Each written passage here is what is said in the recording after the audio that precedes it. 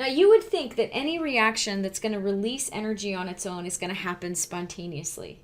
And any reaction that would require an input of energy, of thermal energy, would be non-spontaneous. And while that is often true, that is not always the case. There is another factor that influences spontaneity, and that's entropy. You've probably heard of the concept of entropy before. It's kind of popular in, I don't know, just as a general concept. Even TV shows I've seen talk about entropy. Entropy is a measurement of the randomness of a chemical system, how disordered or disorganized it is. High entropy, more disorder. Right now, my home, high entropy. Chaos everywhere. It looks like a post-apocalyptic Walmart. Low entropy would be like more organized.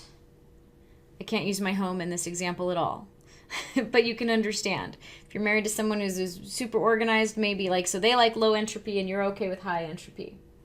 So high entropy means more disorder.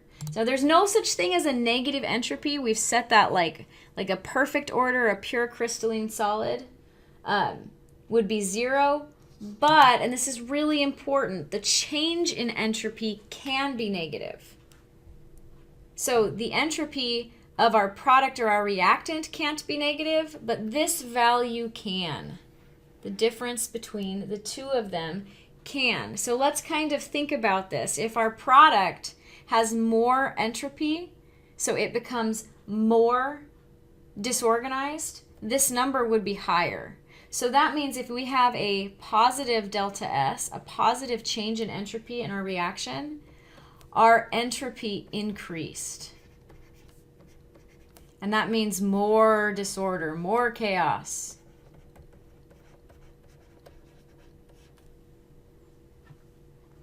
If your products become more organized through the reaction, if they get more order, less randomness, this number would be lower. So we'd be taking our 20 minus 100. We're going to get a negative. Holy Hannah, there we go. We're going to get a negative entropy value, change in entropy. So this would be decreasing entropy. And it would be more order, less randomness. So how are you going to know? How are you going to know if entropy is increasing or decreasing in a reaction? Well, let's think about just these examples. Which substance has the greatest entropy in each of our two examples here? So in the first one, helium gas versus solid sodium. So think about what we've learned about the particle level view of gases versus solids.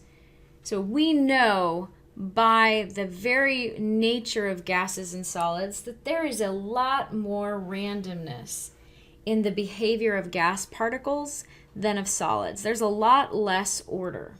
So gases are always going to have greater entropy. So if your reaction is going from a gas state to a solid state, that tells you something about the change in entropy.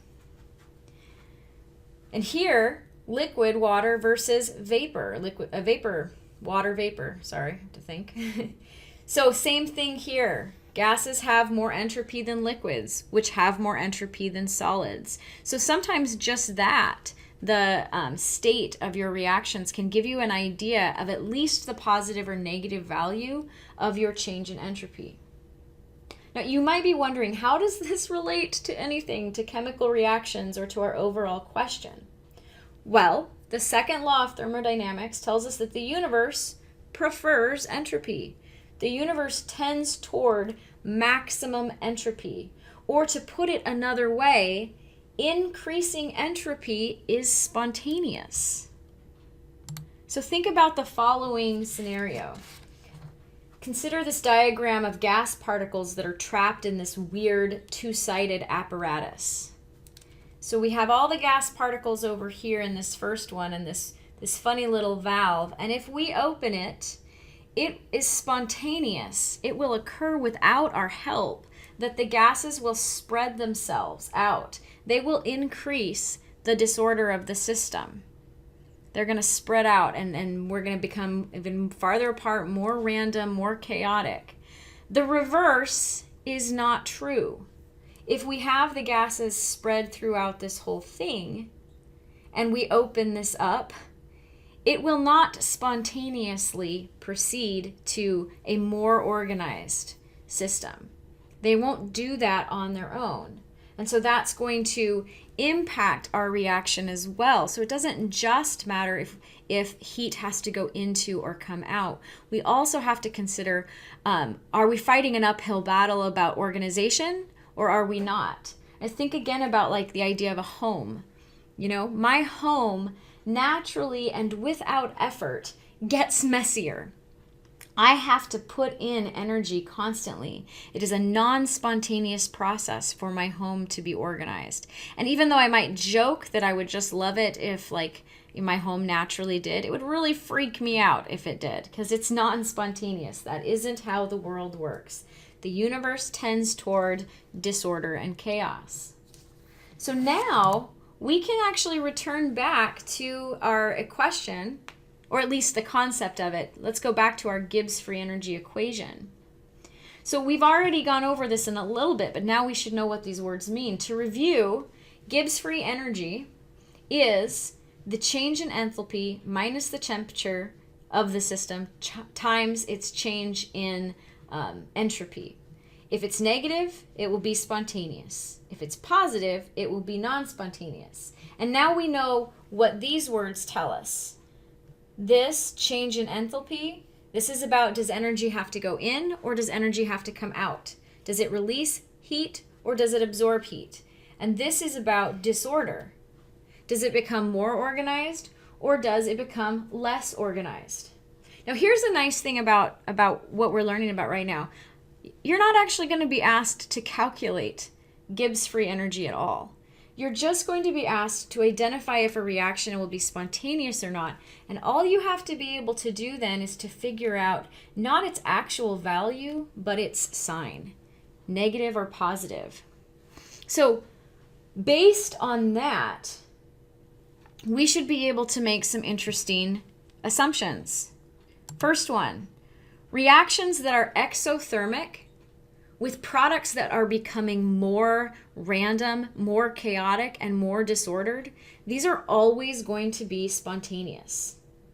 They are always going to be spontaneous. Now, don't take my word for it. You don't have to necessarily memorize this sentence. Let's think about it. Gibbs free energy is delta G equals delta H minus T times delta S. So, if my reaction is exothermic, that means negative delta H. Exothermic reactions release energy, and so they have a negative enthalpy value. Minus whatever the temperature is, I don't even need to know it to answer this question, times a positive delta S.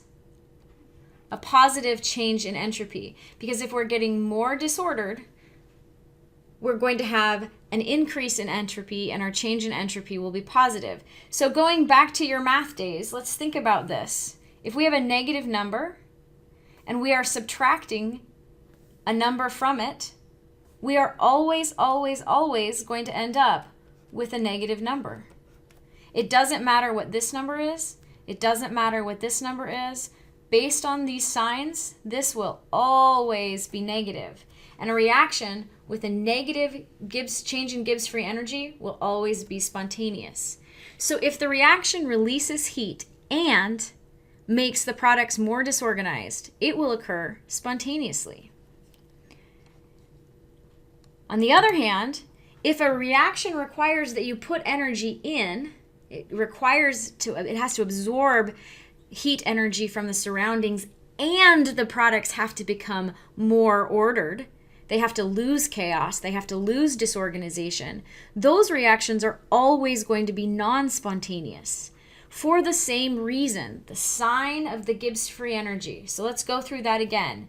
Endothermic reactions are going to have a positive delta H value because you have to put more energy in to that system. So then you would minus the temperature, whatever that temperature is, and you're going to multiply the temperature by a negative change in entropy. If the products are becoming more ordered, they have less entropy. So you would be a smaller number minus a larger number. So these are going to be negative. Again, let's go back to our math days.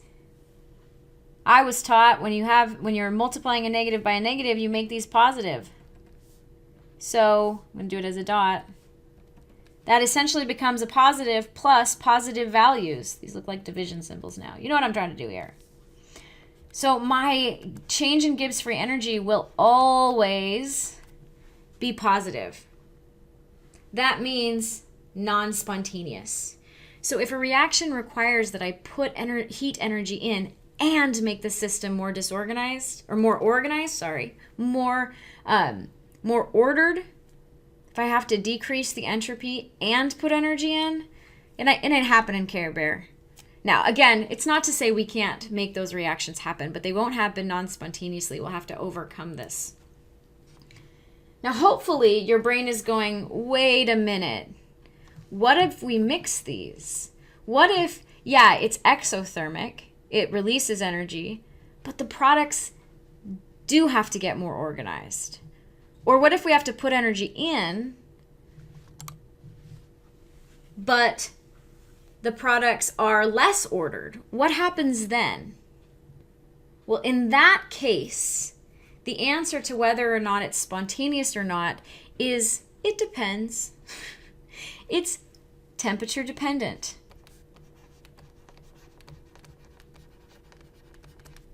Temperature dependent. And again, let's go back to the equation to look at that. If my reaction is exothermic, it's going to have a negative delta H value, and I would subtract the temperature from it, or I would be subtracting the temperature times the change in entropy. If the products are getting more organized, that's a negative change in entropy.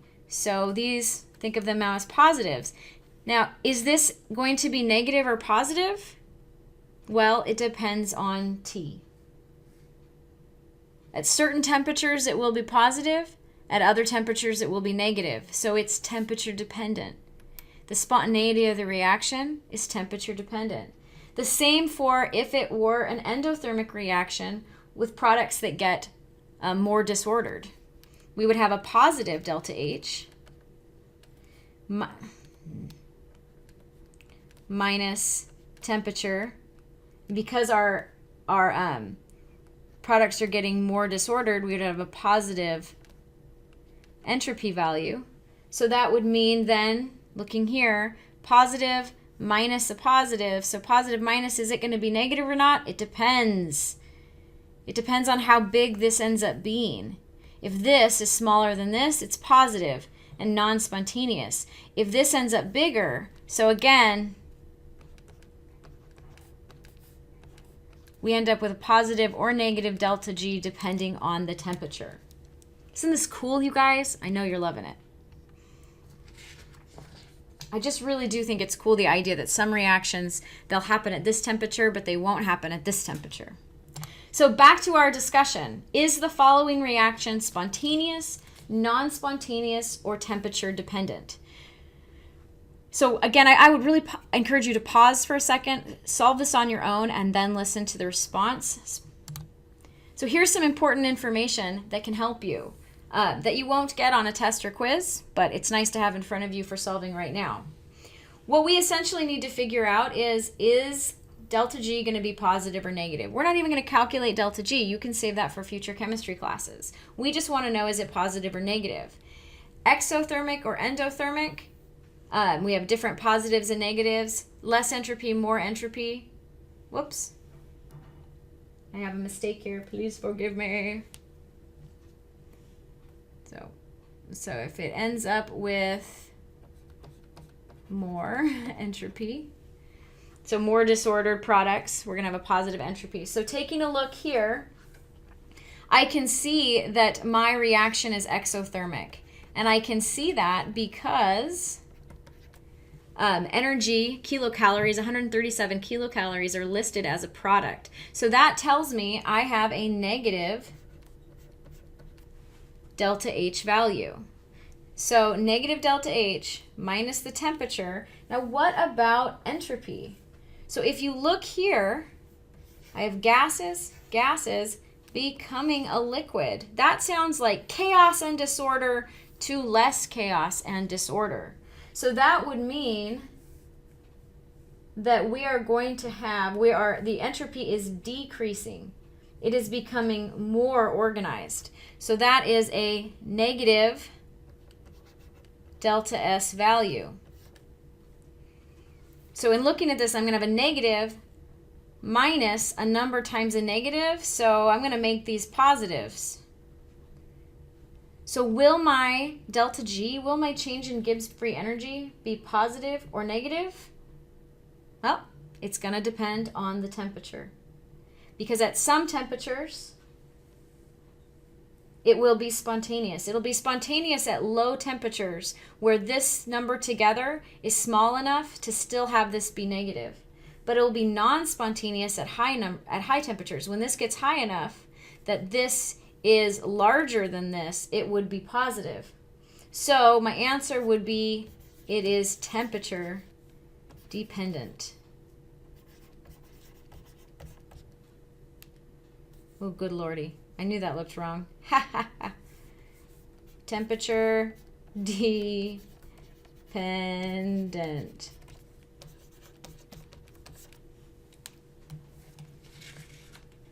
I'd encourage you, if you want, to put in some fake numbers to see for yourself whether or not you're going to end up with negatives or positives.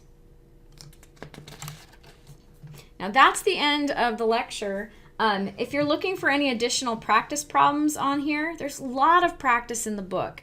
Sometimes I think we neglect the hundreds of practice problems available in the book, but here are some additional ones from all the way going back to chapter 1 regarding energy, and then there are 6 practice problems right within section 7.1, not to mention the additional practice problems provided at the end of the chapter.